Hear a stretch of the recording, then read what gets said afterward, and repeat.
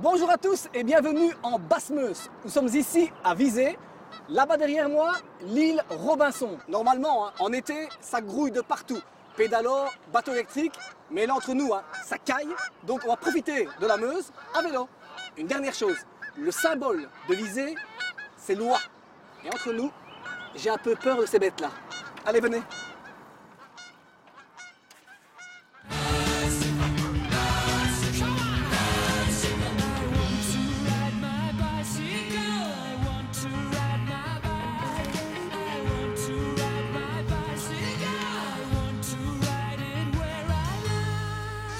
Envie de sillonner la région, la Maison du Tourisme vous propose plusieurs balades à vélo. Bonjour.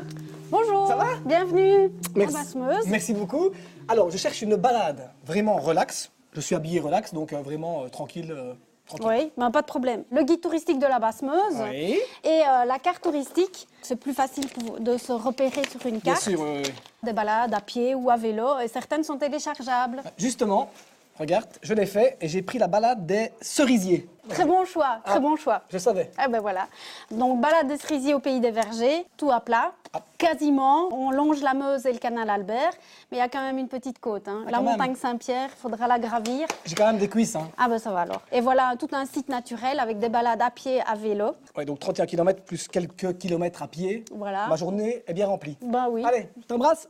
Bonne balade. Merci, ciao. Au revoir. La balade des cerisiers suit en grande partie le Ravel de la Meuse. Ludo fait confiance à son GPS et là celui-ci ne l'avertit pas des branches en surplomb, ni des oies qui croisent son chemin. Ludo semble avoir vaincu sa peur. Enfin, un peu quand même. Bon, ce ne sont jamais les meilleurs amis du monde, c'est clair. En été, le bac Cramignon à Laneille permet de traverser la Meuse et de relier la commune d'Eixdane en Hollande. Laneille abrite également la maison de la montagne Saint-Pierre, le point de départ idéal pour découvrir ce site exceptionnel. Rudy, la montagne Saint-Pierre, c'est aussi la montagne Saint-Petersberg. Voilà, tout à fait. La Saint-Petersberg, donc qui s'étend jusque Maastricht. Et donc, on a une bonne proportion sur la Wallonie, mais aussi en Flandre et aux Pays-Bas. Mais c'est quand même spécial, une montagne ici. Oui, c'est bizarre. Bon, c'est un îlot calcaire qui reste du creusement des vallées de la Meuse et du Gers. Il y pousse aussi des orchidées. C'est Tout très à rare. fait. Voilà, les orchidées, c'est très spécial. Donc, on a une concentration ici d'espèces, dont certaines sont à leur limite d'aire de répartition vers le nord, c'est-à-dire que si on va plus au nord, on ne les retrouve plus. Ouais. On est ici sur une espèce d'îlot particulier où la chaleur et la sécheresse permettent à ces espèces de pousser. Ici, justement, c'est un musée. Qu'est-ce qu'on peut y voir? Ça donne vraiment envie aux visiteurs d'aller sur le terrain. Donc on peut y voir tout ce qu'on retrouve à la montagne Saint-Pierre, mais aussi des choses que le visiteur ne peut pas voir, c'est-à-dire les chauves-souris qui occupent les galeries souterraines pendant l'hiver. Si j'ai bien compris, ici, c'est la théorie. Là-bas, c'est la pratique. Tout à fait. Ski pour l'apéro. On et y va. directement là-haut, hein. Parfait. Le temps est venu de troquer le vélo contre les bottes et les chaussures de randonnée.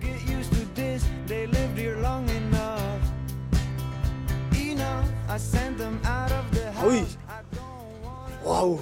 Silex, Tuffeau, voilà, C'est beau, hein. des kilomètres de galerie. C'est comme dans Livingstone. Ouais, sauf que c'est pas Fred qui a creusé. C'est qui alors? C'est l'homme, mais voilà, plus récemment. Riche en marne, craie et silex, le sous-sol de la montagne a été exploité pendant des siècles. Aujourd'hui abandonné, les galeries constituent un lieu d'hibernation idéal pour des milliers de chauves-souris. Impressionnant, hein. Donc là, Rudy, on est maintenant. Voilà. Hein, donc on voit ici la vie économique de la montagne avec la Meuse ici. Et je vois qu'il y a 100 ans, des moutons étaient présents. Voilà. Tout le coteau était occupé par des moutons et des chèvres et des bergers qui les suivaient. Puis bon, ces moutons-là ont disparu parce qu'économiquement, c'était plus intéressant. La forêt a repris ses droits, condamnant les orchidées. Ils sont venus. Voilà. Et aujourd'hui, dans le cadre des réserves naturelles, on relance le pâturage pour préserver les orchidées. Quelle vue, hein. Terrible, hein? Rien que pour ça, on viendrait ici. Hein. Tout à fait. Mais où sont les orchidées pour attirer les gens? Les orchidées, il faut venir dès la mi-mai, de la mi-mai à fin juin, donc les orchidées sont en fleurs. Donc voilà, Ouais. bienvenue aux gens, dans le cadre de visites guidées principalement. Ok, mais on peut bien sûr regarder, mais pas toucher. Voilà, tout à fait. Bon allez, sur ce, je te laisse. Bonne course, Je continue ma route. À bientôt. à bientôt! Salut Rudy. Ciao. Julien a également repris la route. À Aubel, il va à la recherche d'un produit qui trouve ses origines dans les vergers locaux. Alors, pour ma visite bien sûr dans le pays d'Aubel, j'ai une invitation personnelle de l'arrière-petit-fils de la maison Stassen. Eh oui, 4e génération. Il paraît que 2016 rime avec Stassen. On va en savoir plus. La nouveauté, c'est par ici que ça se passe.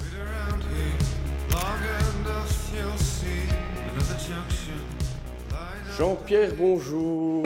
Un bonjour, Julien. Comment vas-tu? Très bien, merci. Je vois encore une fois que la région liégeoise est belle s'y recevoir. Ah, bien entendu, aujourd'hui, nous sommes en 2016 et c'est une grande année pour nous.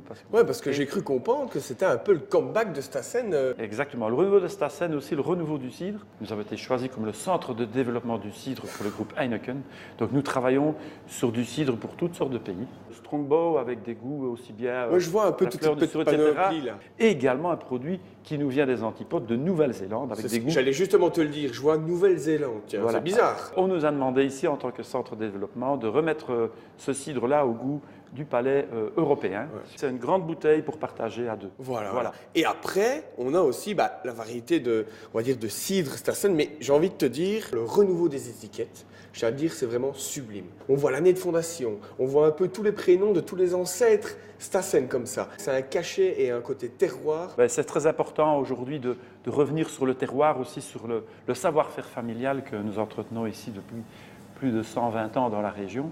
Oui. Voilà. Et ici, aujourd'hui, en exclusivité, je permets de te faire découvrir ces produits parce qu'ils ne sont pas encore sur le marché belge. C'est une histoire de quelques semaines. Cidre brut, il a été... Je peux tester? Voilà, tu peux le tester. Il a été élaboré en 1995 pour le 100e anniversaire de la société, retravaillé pour le rendre encore plus brut. Qu'est-ce que tu as comme note ici, un petit peu dominante? Eh bien, je vais te surprendre. De la poire. Ah ben, magnifique, magnifique, exactement. Grand cru, Pays d'Aubel. Voilà. Ça veut tout dire. Le terroir est là. Le terroir est là. Et en fait, ce produit-là est fabriqué exclusivement avec des pommes de la région d'Aubel ici. Alors, si je te donne des noms de variétés, tu vas t'étonner. C'est par exemple le nom d'Abinette. Ouais, les devinettes, je connais, mais les d'Abinette, non. D'Abinette, Douce Moine, Harry Master Jersey. Et combiné avec les pommes locales qui sont Jean Gold, Elstar, Boskop. Ce sont des noms des variétés qui donnent en fait ce goût complexe, ce site de caractère et un petit peu ces petites notes boisées. Et alors après, écoute, un rosé. Tiens, logiquement, c'est fait avec de la peau de pomme rouge. Ah non, là tu te Pas trompes. du tout. C'est fait avec des pommes à la chair rouge. Le jus, Ouais, c'est le jus qui est rouge. il est rouge comme ça. Mais il est quand même moins rouge dans le verre. Voilà, ces variétés-là, elles sont un petit peu trop acidulées. Ouais. Donc on les a coupées avec des variétés locales qui donnent un cidre ici parfaitement équilibré, élégant à la couleur et qui a vraiment une petite note de fruits rouges comme on le retrouve dans les vins. Ouais. Moi je dis ça ressemble même un petit peu à une note de syrah. Ouais, c'est Goûte-le. excellent. Franchement, tu sais, moi, le terroir, limite, ça fait qu'un. J'ai envie de t'emprunter à long terme la bouteille de Grand Cru Pays d'Aubel. Bien entendu, parce que c'est vraiment le site de caractère qui va relever tes plats de cuisine. Tout grand merci, j'espère te Merci revoir de dans les ta verchers peut-être. Bien On sait entendu, jamais, au mois de septembre, Au mois de je te donne septembre, rendez-vous. tu me donnes rendez-vous? Parce qu'on a d'autres nouveautés à te présenter. Vive 2016 et vive Stassen. Merci beaucoup, Merci, Julien. Andy. Bientôt. Allez Ludo, encore un tout petit effort avant d'arriver au fort des Bénémales, un lieu qui a marqué l'histoire de notre pays.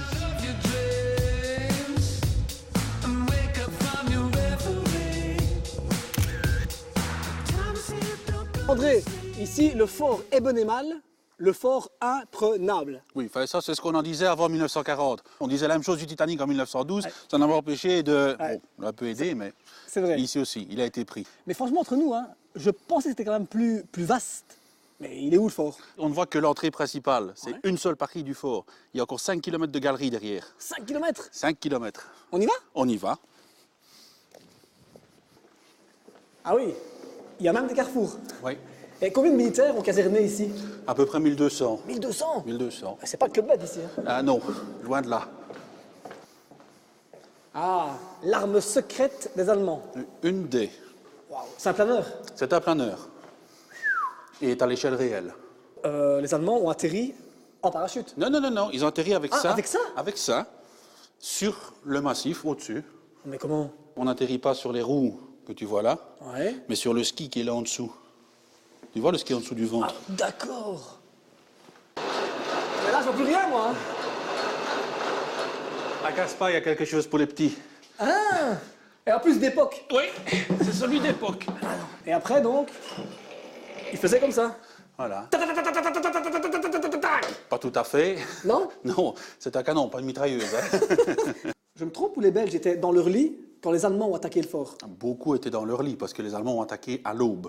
Et ils sont arrivés à combien? 80? 80-90, oui. Donc 80-90 contre 1200 Belges. Plus ou moins, oui. C'était quoi leur secret aux Allemands? Des explosifs très puissants, on Ouais. appelle les charges creuses, un fort pouvoir pénétrant, des armes entièrement automatiques Ouais. et un entraînement top niveau. Ouais, donc tu veux dire que les Belges avaient des fusils rechargeables? À verrou, oui. À verrou, donc crac-crac. Voilà, Les Allemands avaient des fusils automatiques, donc Voilà. tout. voilà, Et ils ont gagné comme ça. voilà, Incroyable. entre autres. C'est une belle histoire en tout cas.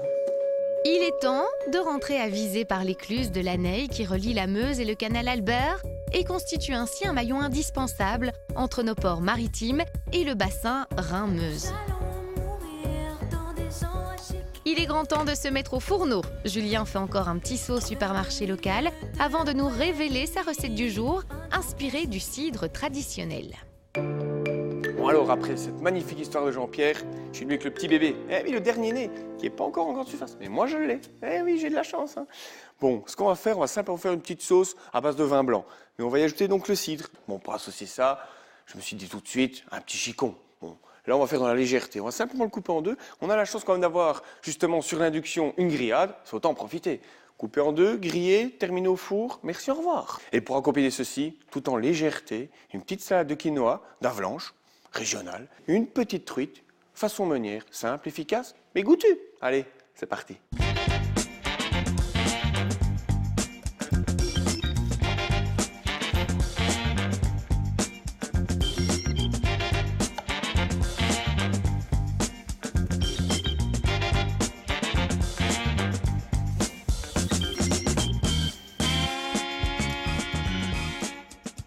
Voilà, donc nos chicons maintenant sont au four pendant une vingtaine de minutes, plus ou moins.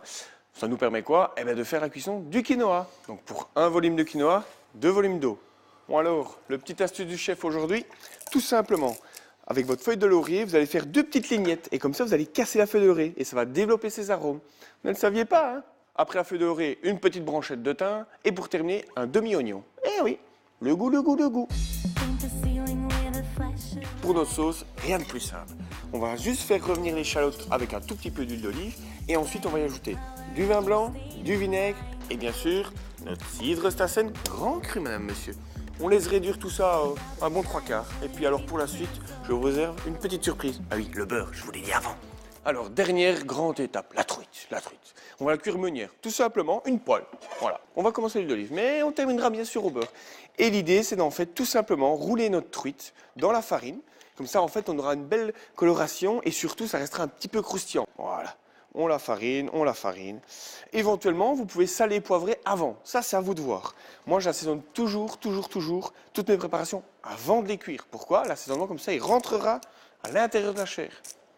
Et donc là, on plonge notre magnifique truite dans notre poêle bien chaude.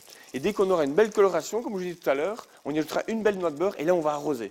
On va nourrir notre truite et surtout, on va terminer la cuisson. Et là, on aura une magnifique truite meunière.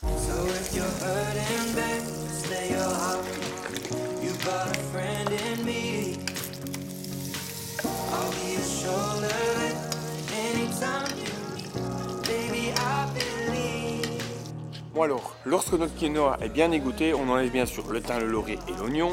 Et alors ce qu'on va y faire, on va ajouter énormément d'herbes. Bon alors là, votre esprit doit se lâcher. Hein, donc du persil plat, du persil frisé, de l'estragon, de la ciboulette. Allez-y, donnez-vous. Ça ne sera pas une petite taboulée comme ça.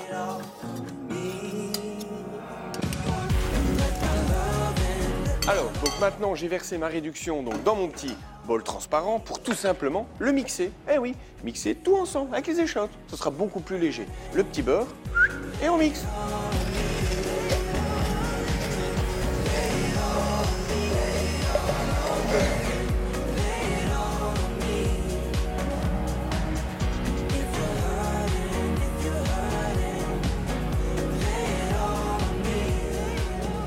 Bon alors j'espère que cette petite recette assez sympathique vous a donné envie. Quand je vois cette truite, elle est quand même plus belle sur une assiette que dans un papier journal. Qu'est-ce que vous en pensez, hein?